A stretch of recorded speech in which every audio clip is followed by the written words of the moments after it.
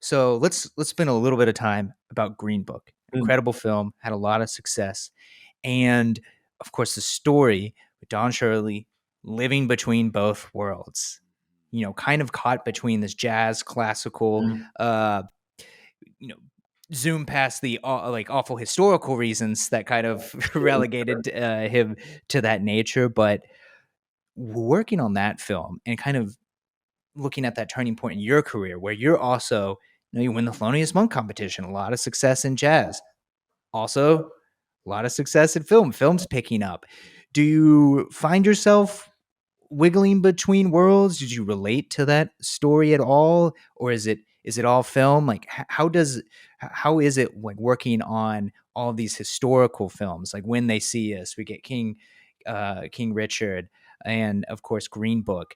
Like relating yourself and kind of finding yourself in these historical documents. What's that like? Yeah, I definitely feel like it's a big part of the process for me because it feels like the best way to tap into any sort of emotion, and music for me is always, it has to be a very strong emotional thing.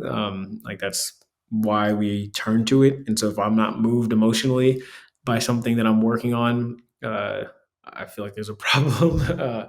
And and to try to figure out how to tap into that, I always try to think through uh, the story that I'm working on and how that relates to my own story, my own life. But really, it's like the human experience in general, right? Like you look at actors, like uh, an actor doesn't need to be a drug addict or like something like that in order to play that or access that certain emotion. It's like trying to find something that's tangential enough that can get you to that emotion, or like what is the version of this for me. Like it's actually something that Kobe told me, which I have used since he told me about it. But like when we worked on Muse, one of the first meetings I had with him, he was like, think about this story, my story, and think about each of these moments, but what is your version of that in your own life? Like what are these moments that feel like this in this story? What do those things remind you of in your own life?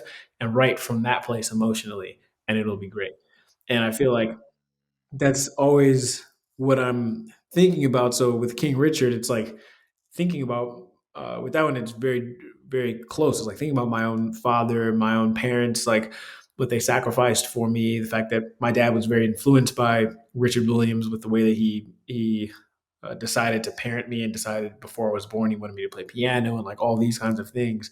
Um, but really being at a place in my life where I'm recognizing how appreciative I am for that, because everything I have in my life that's amazing all stems from this decision that they made, or these decisions they made to like sacrifice those things and put aside that time and do whatever they could to make sure that I was set up to succeed.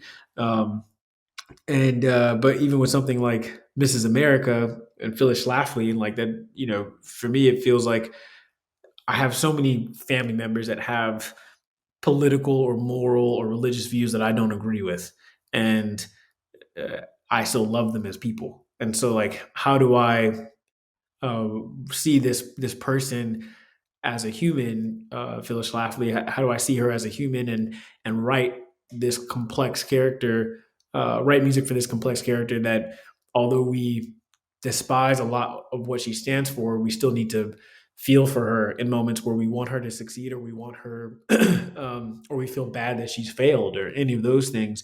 So I feel like I always try to relate these things to something that can get me to a personal emotion or feeling, and then right from there.